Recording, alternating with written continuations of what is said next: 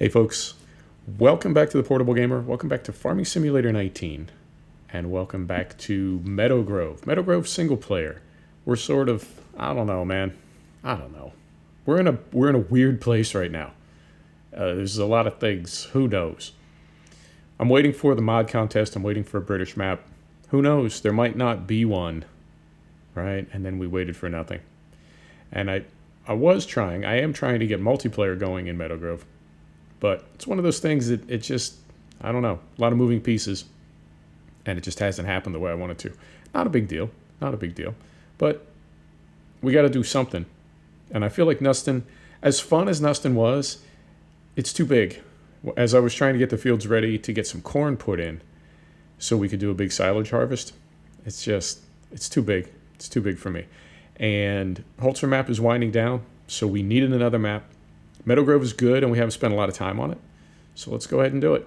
As you can see, we got two tractors. We got an 8630, Ford 8630 at, I believe, I want to say 130 horsepower. Yep, 130. And then we got this fast track, a little over 200 horsepower. I think that's fine for this farm. You know, I'm always getting equipment that's too big. You know, that's my downfall. But I feel like these two are just about right. And these are the only two. I'm going to try, but these will be the only two tractors we ever own on this map. This map, what do we got? I think we saw this when we did our single episode a little while back. We've got, at the moment, looks like 1, 2, 3, 4 grass fields. Are those all grass? They are. And then we have 2 arable fields, which I don't believe at the moment have anything in them. They do not. They're both cultivated. And is anything... Turn that off. Everything needs lime. And all of our grass needs fertilizer. Can we... Let's do this. Let's do this. Let's hop in our wee Ford and let us buy a broadcast spreader, a small one. And I believe I've got a couple of mods. Man, I'm believing a lot of things today. I believe a lot of things. I believe we have, yeah, we've got some small spreaders that, interesting. We've got some small spreaders that will spread pellet fert and lime, which is good. I like that big Brettle trailed spreader, but you know what? It's too much sometimes. It's too big. So we can go 1,000. We can go 700. Let's put a cover on this thing. I like covers. And we will go with the Galvy. Beautiful. Let's buy that. And it holds 1,000 liters. That's not a lot. That is not a lot, but probably realistic. Here we go. Brake is off. This thing's pretty loud, so I may have to dial the volume down in the mix to keep this 8630 from deafening you. I may have to dial it down that you really can't hear a whole lot else until I go into this particular mod and back the volume down. I can't selectively, in my mix, I can't selectively raise and lower volume. Now, here's a question. Nah, we'll just do it. We'll just do it. I was going to ask if you want to use a front loader to load things up. Not super realistic. But what can you do? Well, I mean, you can get a front loader to load things. That's what you can do. But let's keep things moving. We got an episode to get into here. Oh, geez, did I clip through it? No, almost, but just barely. Right, let's load this thing up. All right, close the cover. Before I forget, let's back our spray down a little bit. All right, turn that off. And here we go. So I've spent a pretty good amount of time on this map in multiplayer. And you're always welcome to hop on the Discord if you want to talk about this map or any other map for that matter. But there's typically, on the Discord, there's typically some kind of conversation going on about Meadowgrove. And we do try to MP, myself and two other gamers, we do try to MP on the weekend. Doesn't always work out, but we try. So by all means, stop by the Discord if you've got any questions or feedback about this map. But we've definitely spent some time on it. I've spent some time on it in multiplayer, so I know the map pretty well, and I'll try to keep in mind that this is the most time that we've spent on it on the channel in SP, so you know what I mean? I'll try to kind of step you through it as though we are new to it. Right. So in MP, I don't own this farm. I own the farm all the way to the northeast. So this will be, other than dropping things off, I haven't really spent a lot of time on this farm that we're going to now. And I guess I've done some mowing there and various such as you have, but not a ton. Not a ton. So I will, I'll see if our grass fields will take lime. Sometimes they take lime when they're all the way grown. Sometimes they don't. Sometimes they take fert when they're all the way grown. Sometimes they don't. This game is always a mystery to me. You know what I mean? Not the end of the world, but it, oi, bumping my steering as I'm trying to open and close the map. But it keeps you on your toes, I have to say. Because you're always, it's like you're always learning something with Farm Sim. Either learning something or figuring something out. There's always something going on. Always something. And I wouldn't say that it's never easy. Because it is easy. It's probably one of the more laid-back games that I play, that I have. And, in fact, I kind of wanted to talk to you about that. I'll talk to you about that as we're farming here. So here's what's been going on. You know I got a set of Corsa Competizione. You know I'm very frustrated by it. You also know I've been spending a lot of time in it. Well, it can't be that frustrating if you're playing it that much. That's a fair point. That's a fair point. Let's see if we can get some lime down here. No.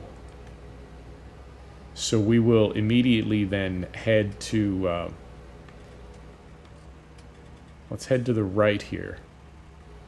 To our arable field, because I know that will take lime. It better. There we go.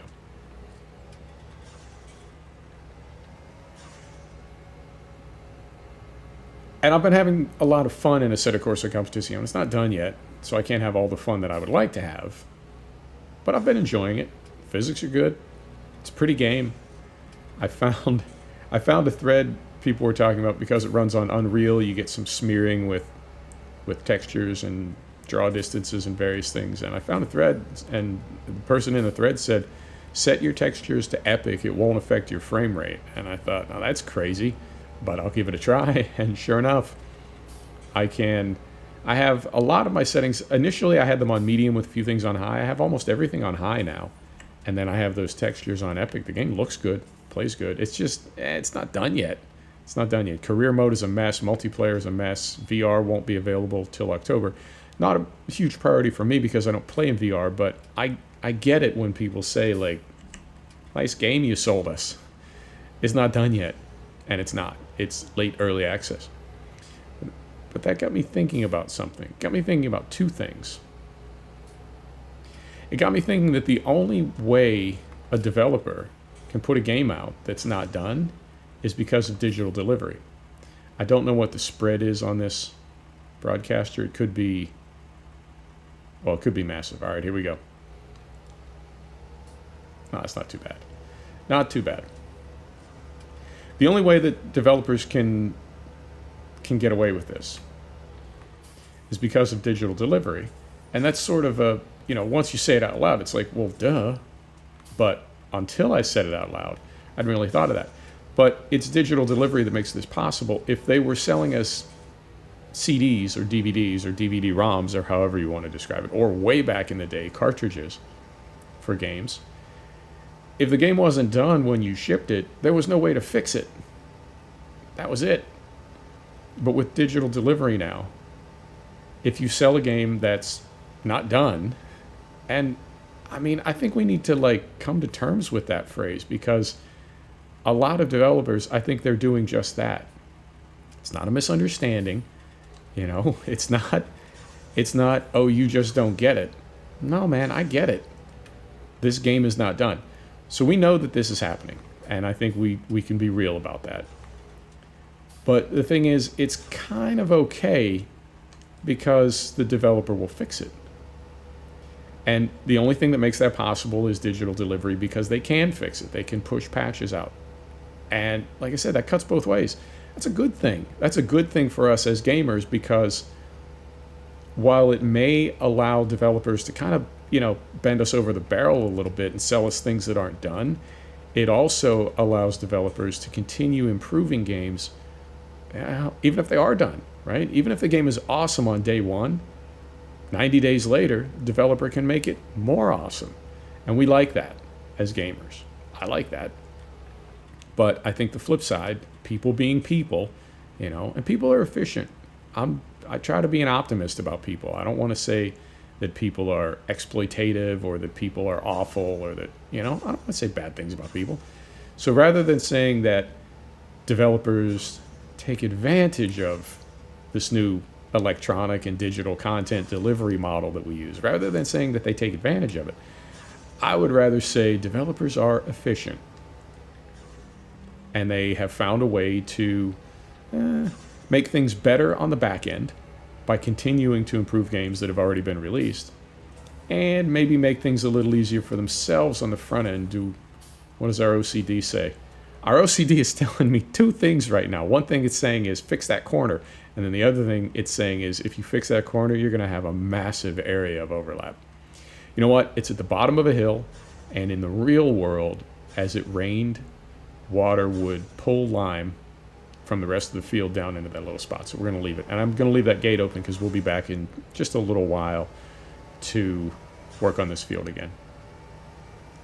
So yeah, you see what I'm saying. I think developers look at it. I don't know this, but I think developers look at it as it's kind of the best of both worlds. It allows us to deliver a game that's not done yet, knowing we can fix it later, and it allows us to improve games that we've already released and make them better as time goes on. Okay. Either way, we sort of have to deal with it because that's the way it is. And there's nothing that can be done about it other than, they say you vote with your wallet. I don't know that we do anymore. I feel like we're just in a different age, different era.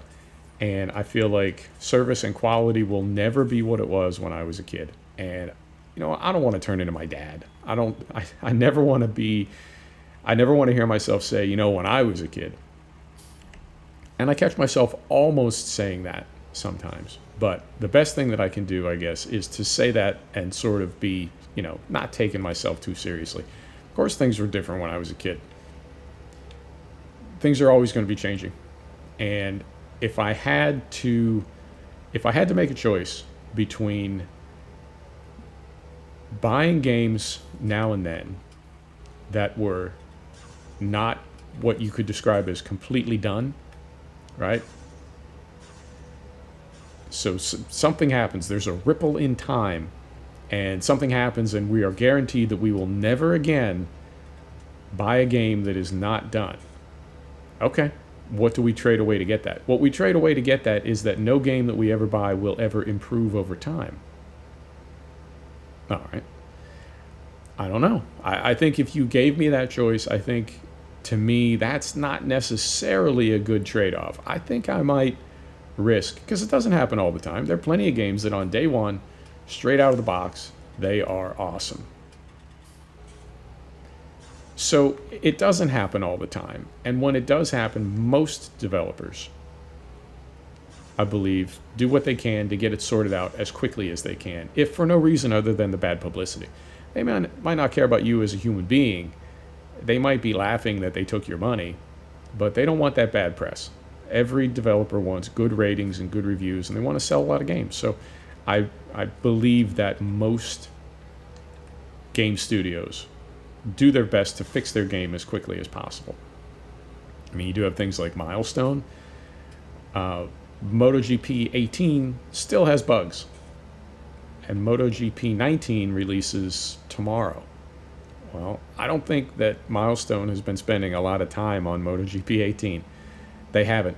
It's just done. And at a certain point, I think we need to accept that, because, are they going to be working on Codemasters as an example. Are they going to be doing any patches for F1 2013? Probably not. Probably not. That game's, it is what it is. So, it is what it is. You know, we need to accept that, I think, and we can have some control over that by how we buy games. You know, if a lot less people stopped buying games on day one, I think developers would realize day one is not that big a deal anymore. We don't need to rush this game because day one sales are not what they used to be. And I don't mean your day one numbers are not what they used to be. I mean the idea of we have to sell a lot of these on day one because a week from now, a month from now, it will have faded from the public consciousness and nobody will buy it anymore. It's like a movie on opening night. You know, more people go to see a movie its first weekend than go to see it later. That's just a fact. Okay. So there are plenty of movies that I think the studio knows this is going to get bad word of mouth and nobody's going to go see it next week. Let's get as many people as possible to see it first week. Maybe too many game developers have that same attitude about games, and they shouldn't. You know, maybe they need to understand that we'd rather have a game come out late but better, or late but working. I don't know. And then this has been fun as well. On the discussions for Assetto Corsa Competizione, I have seen something kind of unusual. And as a marketing guy, it's really got me thinking. I need to unload this thing, and I'm looking for a place to unload it. You haven't seen any of this if you haven't seen Meadowgrove. Although Meadowgrove, realistically, this farm's been out for a while. This was out in 17, I believe. And I think it may even have been out in 15. Right. We unload like that? No, we unload like that. Beautiful. Put her back in gear. Head back down the hill. We need to think about something. Okay, I have a plan. So in the conversations on the Steam forum for Assetto Corsa Competizione, I see a lot of people. In fact, I see one specific person literally jacking every thread and just over and over saying, what are your specs? What are your specs? What are your specs? You're dumb for expecting this game to run in 4K 1080, 60 FPS, VR. You're dumb to think that it would run that way on your system. And it's like a drum beat. And it's literally every thread. This guy is just, he's jacking them all. And it got me thinking that there is subjective and objective when it comes to being disappointed. And things like minimum specs, I mean, that's a bit of a gray area. And I saw a great comment. Somebody was pushing back and saying, I have the minimum specs. I should be able to run this game. And the response to that was, you have minimum specs, which means you can run this game at minimum performance. Aha. Okay. That's a very good point. Now, technically, I guess I have below minimum specs, and I'm able to run ACC at, I think, pretty good performance. I didn't think I'd be able to run it at all.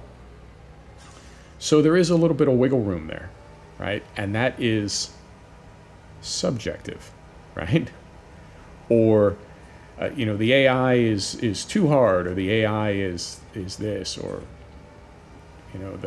there's not enough content, or the career mode is, right? All those things are subjective. How about the game crashes when I go to replay? All right, that's not subjective at all. That is objective, and that's a bug. That's a fail. We need to buy fertilizer. Right there. We'll get one of those. That is objective, and there's not really any wiggle room on that. And so reading the comments and knowing that I've worked in the past with I'm definitely getting old, because there's a job title now, the user experience architect, UXA. And a user experience architect is just what it sounds like. They are a person who works with an art department, works with your production staff, works with your code writers and your engineers, and they're the person that determines, I can't even say the feel of the game. I mean, I guess the best word to use for it is actually in the job title. They help determine the experience, how you feel, what you feel when you use that app. And it doesn't have to be games. It applies a lot to productivity software, financial services software. How do you feel when you use this product? What is your experience? And it can get into the minutia of, how big is a font? Where is a menu? How easy is this to figure out? How does this flow? And I've seen focus groups. I've seen user experience architects work. I have seen them work with focus groups. And I have seen people in focus groups say things like, I don't know, man. I just felt icky. As soon as the app fired up, I just felt icky. And you think, no, man, that's not a thing. Yeah, that's a thing. That's a thing. So I guess that's the middle ground between the first two. Because initially I said, you have the content, you have the type of sim, the type of app. That's subjective, right? You've got people that say, I don't like Assetto Corsa Competizione because I don't like racing games. Therefore, to me, it's a bad game. Well, that doesn't really count.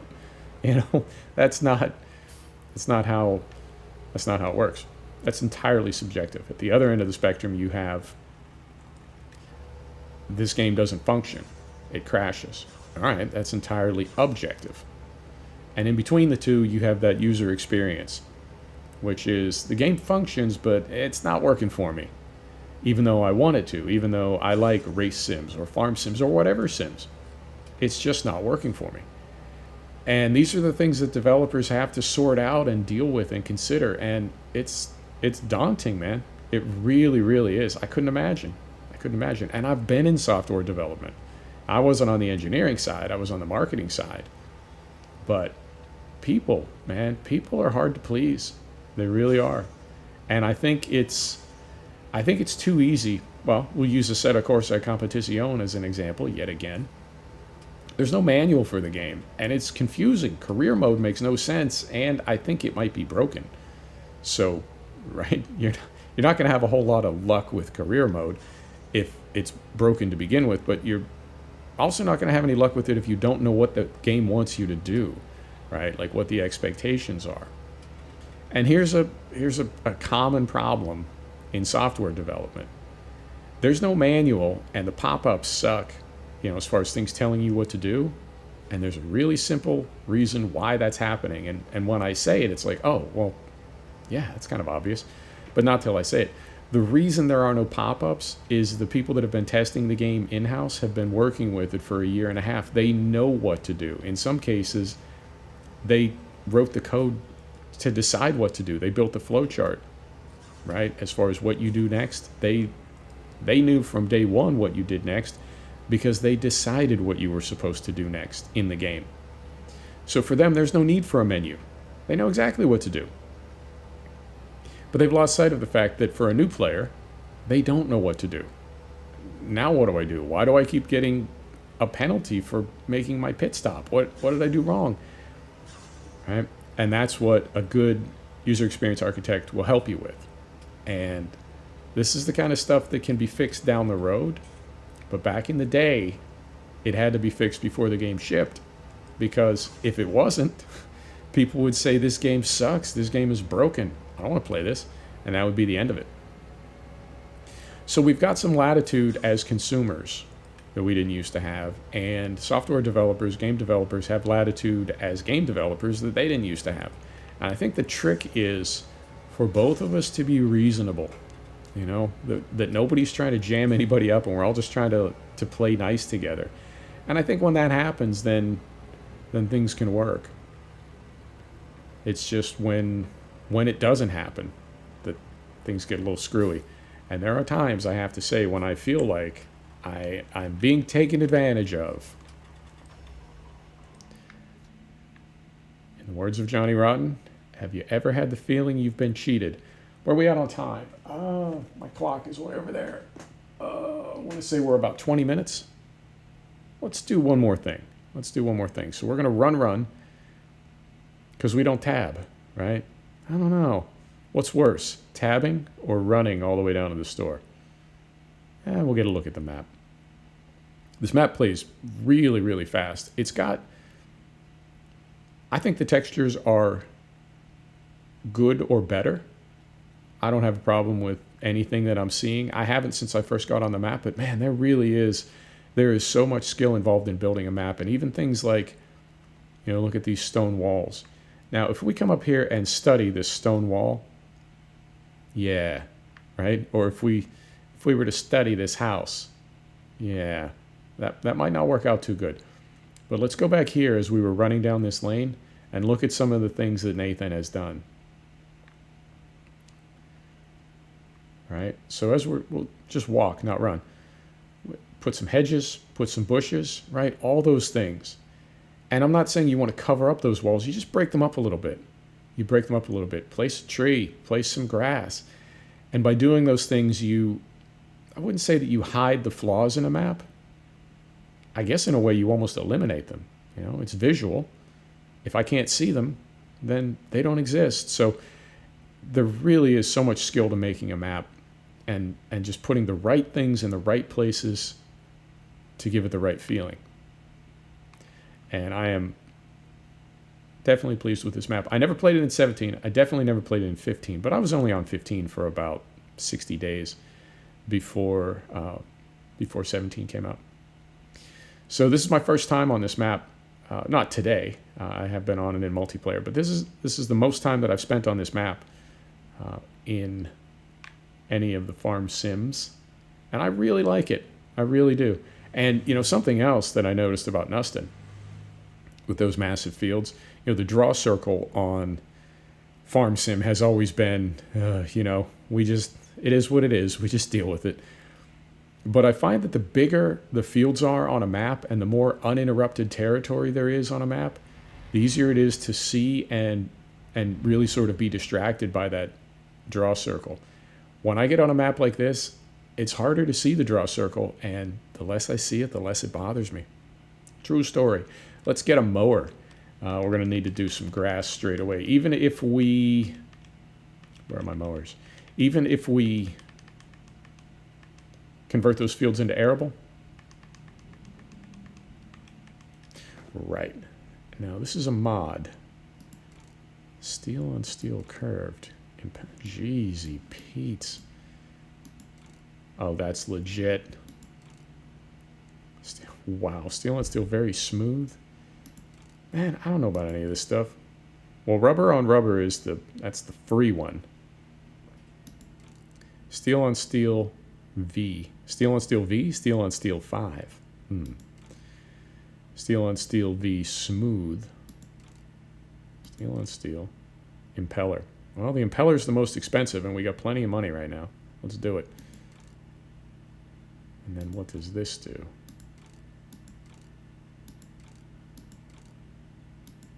Changes the decals, it looks like. Okay, let's do it. Done. And this requires 90 horsepower, so either one of our tractors will be able to operate this thing. But for the moment, we're going to hook it up to our JCB so we can get it up to the farm. We'll do a few passes. Oy, that thing's kind of big. We don't have to go far. The only thing I'm worried about is the turn that we need to make off the highway onto the first little farm lane to go up the hill. It's a bit of a swing. I think we should be okay, though. Fantastic. No dynamic hose. Interesting. Interesting. That's disappointing. Right, here we go.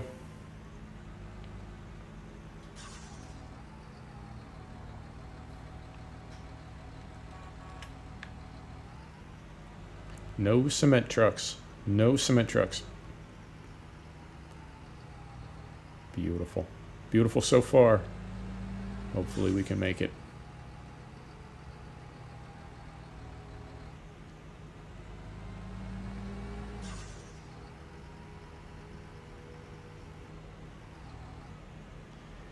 And in the interest of timing this just right, I think I might, you know what, we can get a little closer to this sign. I think I might let this white car pass. Hopefully nothing spawns behind them. And then I'm going to make my move. You take your time, sir or ma'am. Beautiful. Right. And then a big swing. Oh. Huh. And we were doing so good. No worries. It's only a game. Right. So we get up the hill here. And this thing is, yeah, we're using those, we're using the big M on Holzer. We had some big butterflies, and then we switched over to the big M. And I forget how big the smallest mowers on this game are. But this, I think this suits this map just right. I mean, it's kind of a tight fit on this lane. So I think it would, in real life, it would be appropriate. Right. And you know what? We're just going to deliver this thing. I've decided.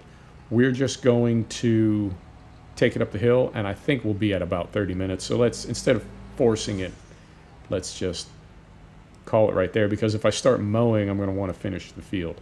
So next episode when we come back, I'll tell you what I'll do. Off camera, I will finish the fert.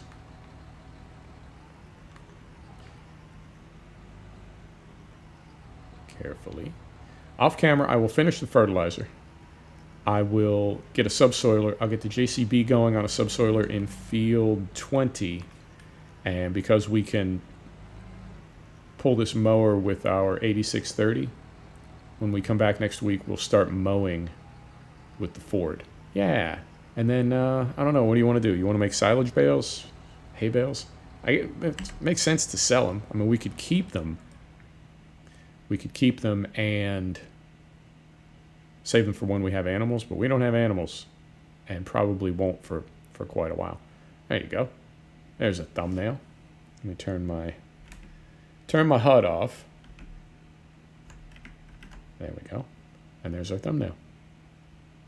Folks, thanks for stopping back to check out The Portable Gamer. Thanks for joining us for another episode of Farming Simulator 19. This is Meadowgrove by Nathan6930. And we'll see you next time. Take care now.